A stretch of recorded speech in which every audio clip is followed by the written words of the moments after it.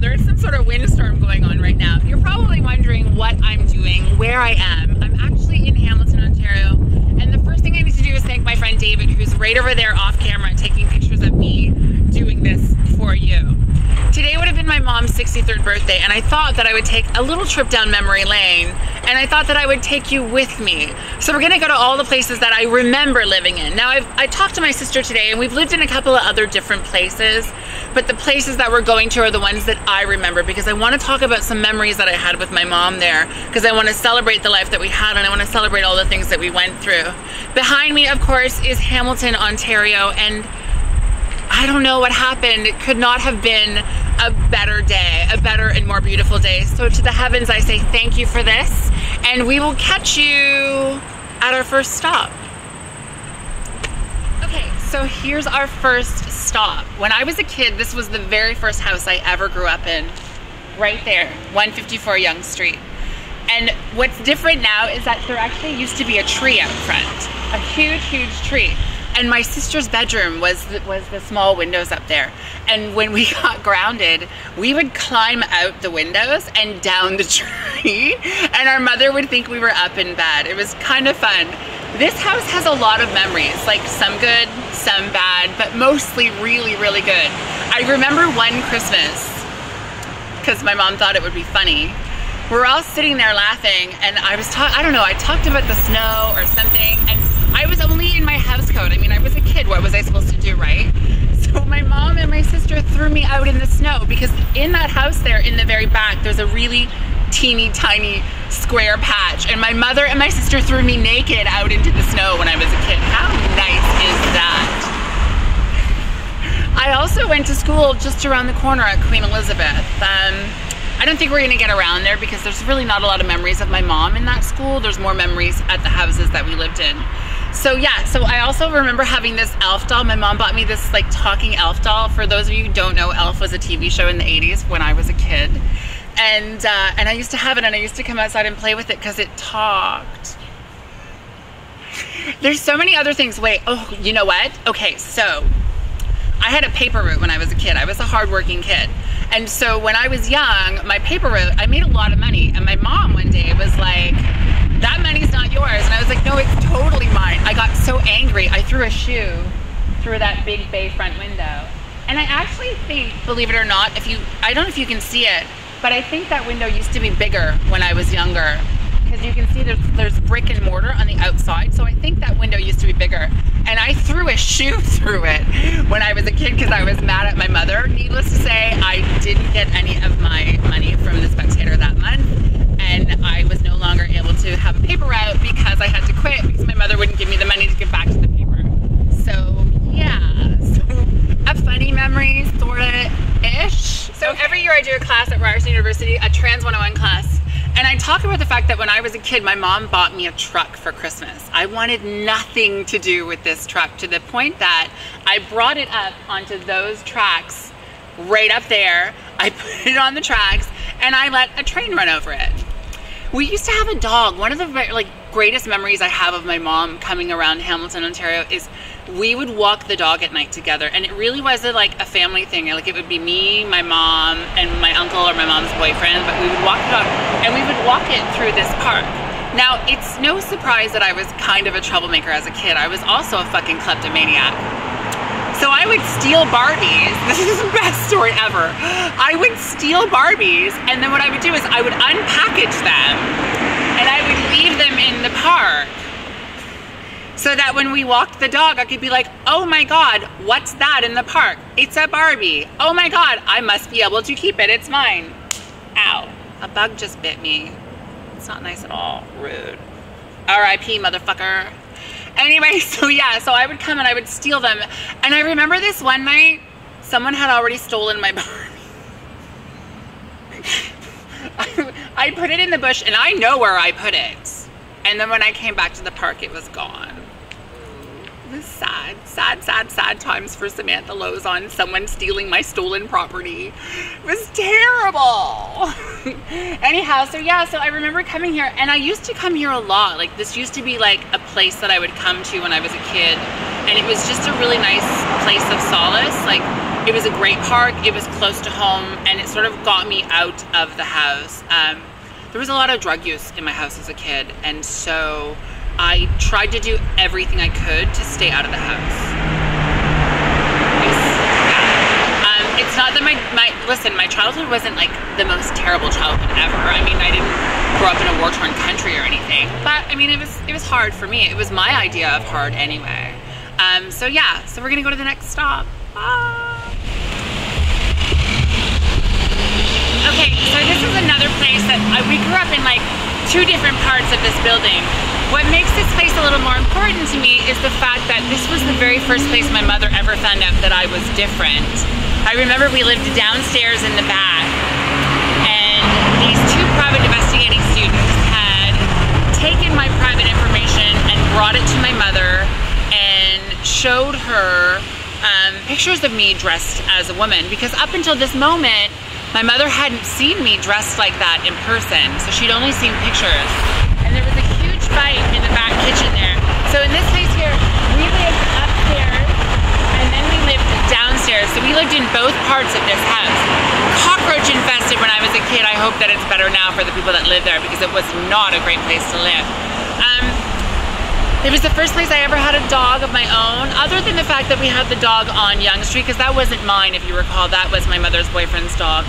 So I had a puppy here, and we ended up getting rid of it fairly quickly because my mom couldn't handle it. But I remember we used to play video games a lot. My mom and I, that's how we bonded. We bonded over video games. My mother was a huge Super Nintendo fan, and that's probably why I like Xbox and PlayStation and all of those other things, because, I mean, who doesn't love video games? It's a great way to like work off steam and kill people without going to jail. Right? My mom was a fucking pro though. My mom, I swear to God, all these little gamer kids out there now, my mother could have kicked your ass. I'm just saying, she was that good. She would spend time at home playing her video games, her Atari and her Nintendo, and then, yeah, so she could kick your ass, I'm just saying. This was, yeah. This is it. This is our stop. This is a great place. It has bad memories and good memories. But I mean, a lot of my memories revolve around playing video games with my mom. It kind of sucks, but that's how we bonded. And there you have it. Okay, so when I was a kid, this used to be a Mr. Grocer. I don't really know how many Mr. Grocers exist in Canada or even Ontario anymore, but my mom was really, really friendly with the, hold on, just wait for it, hold on.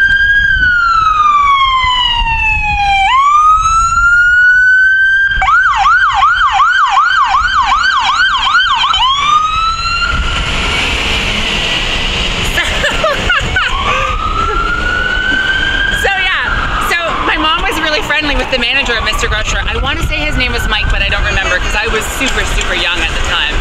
But my mom could like get grocery on credit. Right? Where have you heard of that nowadays? My mother could send me and my sister there with a list of stuff to get for grocery, and he would put it in a basket, add it up, and send us home to my mom with it. It was kind of cool, actually, to think about how nice he was to my mom when I was a kid. And you know, like I said, like we grew up poor as pork could get, and my mom having the connections that she did was kind of amazing because you just don't see that nowadays. Yeah, we're gonna go to the next stop. We have 2 more stops to do, and then we're all finished. Hey there. Okay, so we are at our 2nd stop, I think. I'm probably gonna mess up on the stops. I'm sorry about that. I do have a chronological order, but you know, I'm pretty, I don't have to be smart. That's not how it works. Anyway, so this house behind us, we actually lived on both sides of that house when I was a kid. We moved into 71, and then we moved up onto Stinson Street, and then we moved back into 73. So the thing is that my sister lived with us on Yonge Street, but didn't live with us in 73. My mom and I and my sister lived in 73.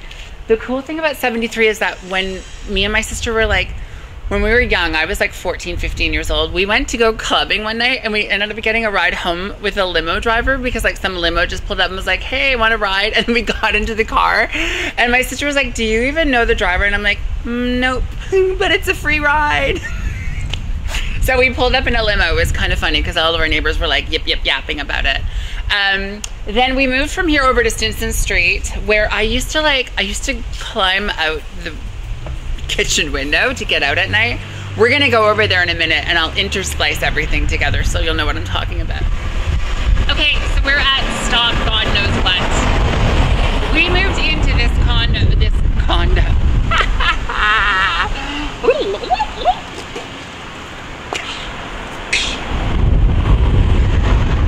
We moved into this apartment building with my sister and her boyfriend named Ken. It was actually this apartment right here in the basement that we lived in.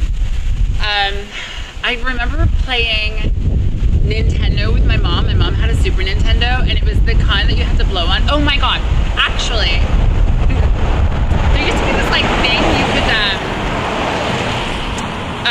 on the phone where you could make the phone ring. You would like dial the number and it would hang it up and it would ring back, and we would do that to my mom all the time, to the point that she stopped wanting to answer the phone. It was kind of funny. So when I was a kid, I was incredibly rebellious.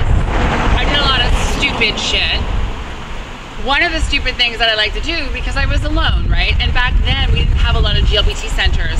So I would just leave and go out. And that's how I would get out. That window right there. I would climb out that window when I was a kid in the middle of the night when everyone was asleep. And then I would climb back in it before everyone woke up, and then I would go to school. Like, that's how bad I was. My poor mother. Oh, I'm so sorry for her having to deal with me growing up. But this place has a lot of memories in the sense that I was figuring out who I was as a kid, and I was lucky enough to have my mom and my sister with me, and my sister's boyfriend was a really nice guy at the time, to me anyway. How he acted towards other people, I don't know. But how he acted towards me, he was genuinely really nice, and he was really good to my mom. So then we moved from Stinson Street and we moved here to 73, where my sister proceeded to burn down the kitchen, which was not cute at all. We were having pierogies one day for lunch. She was cooking dinner for me because my sister's older, right? So she cooked for me. Hello. And so she was cooking pierogies and she left to go into the kitchen or to the living room to watch something, and then the entire kitchen was on fire. So she nearly killed us both. Thanks, Brenda. You rock. There's no sarcasm there whatsoever.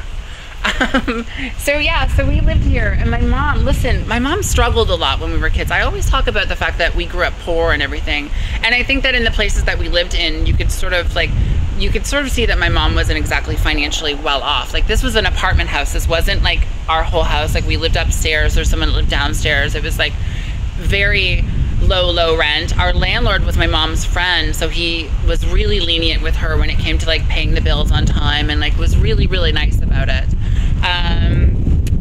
What else do I remember about this place? I remember one time, so we had this asshole of a neighbor, this bitch woman, who lived in this house here with her fucktard kid.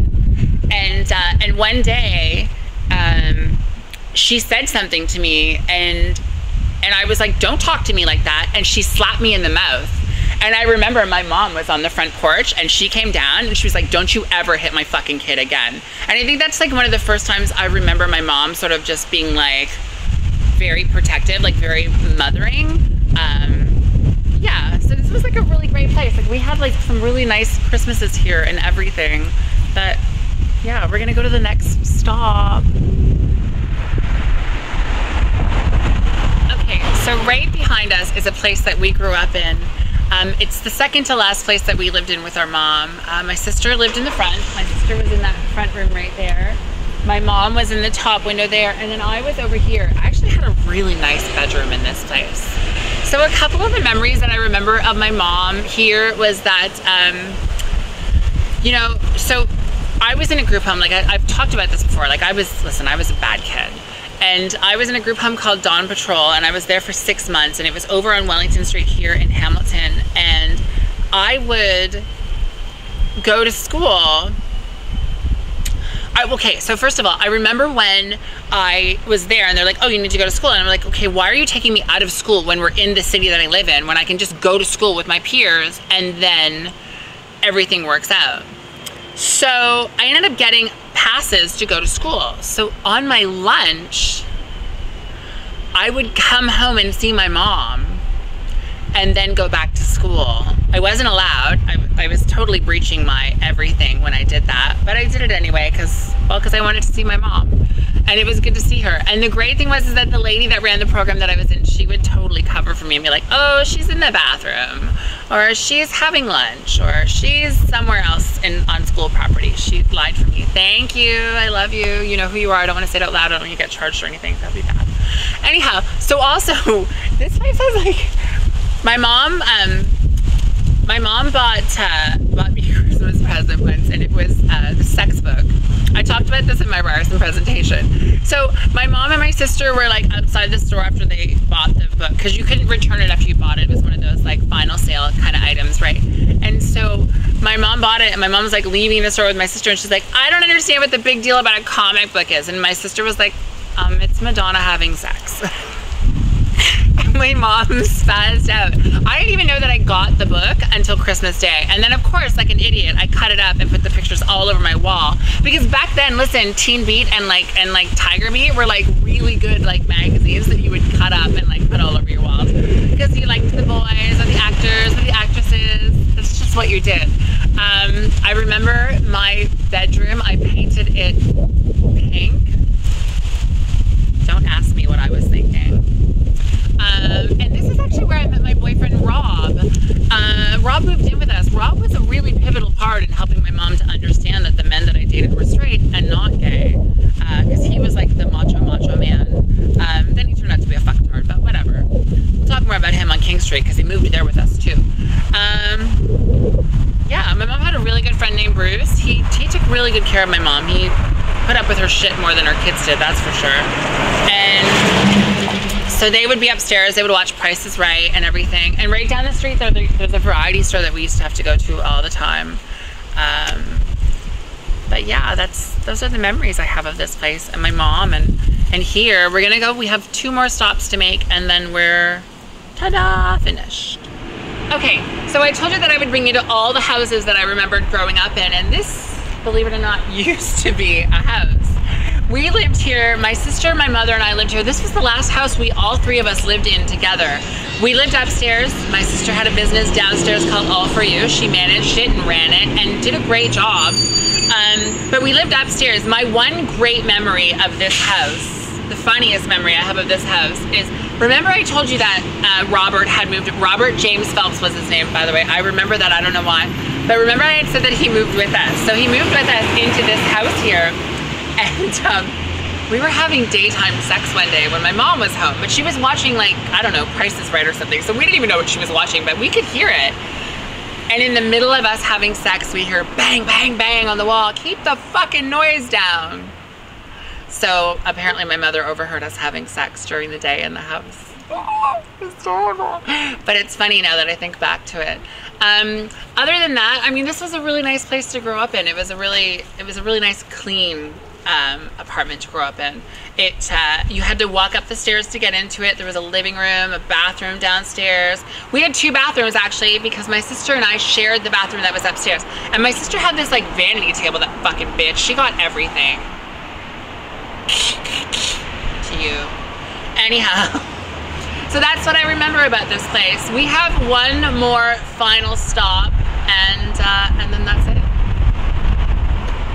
Okay, so while this wasn't a place that we lived in as a family, this was my mother's last home, technically, right here at St. Joseph's Hospital, where she passed on. You know, listen, I need to thank the staff of St. Joseph's Hospital, because they really, really helped us get through a really emotional and really hard time here. It wasn't the easiest situation having to watch my mom die, but the fact that we had closure and were able to talk with her and laugh with her before she passed on kind of made everything that much easier. So to the universe, as always, I say thank you for giving me that gift of being able to say goodbye to my mom the way we did. On today, what would have been my mom's 63rd birthday, I say to you, Mom, I say happy birthday. You are absolutely missed, even if you didn't feel like it, even if we didn't make you feel like that when you were here. Just know that you are missed. I thank you all for tuning in, lovelies, and watching this video with me. If I seem somewhat slightly emotionally drained, it's because with every step down memory lane, it just seemed to tear a piece of me away. I've tried to be happy and peppy, but sometimes I just have to be me, and right now, this is the me that I have to be. I thank you all for tuning in and watching my channel. It really means a lot to me. As always, please don't forget to comment, share, and subscribe. I will catch you all on the flip side, folks. Bye.